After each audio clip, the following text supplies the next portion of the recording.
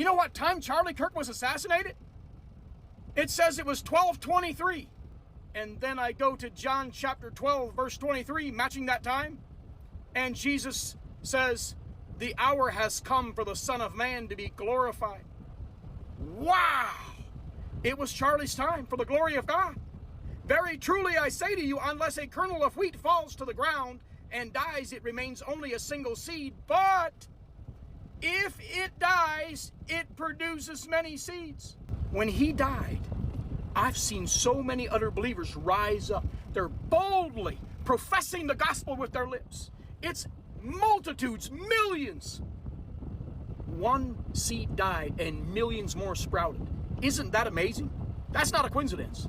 That was the power of God. The timing was the supernatural power of God. I'm convinced of it.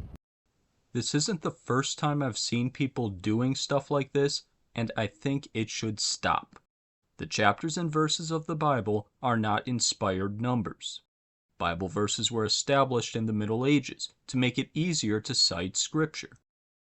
The verses we use now are also based on the Textus Receptus, or received text, which was the Greek text used to make older translations like the King James Version. While modern translations that are established via textual criticism rely more on Alexandrian text types, which are older and likely better reflect the originals. This means some verses from the old numbering are even left blank in modern translations. But also, this is just cherry picking.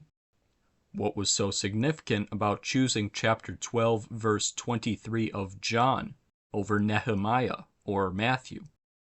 In any case, plucking verses out of context in order to apply them to modern events is unfortunately eisegesis, and we should definitely get out of that habit. Like any knowledgeable Christian, Charlie Kirk would have wanted you to read the text in context, in its totality, and not fall prey to man-made desires to invent patterns that were not intentionally put there by God.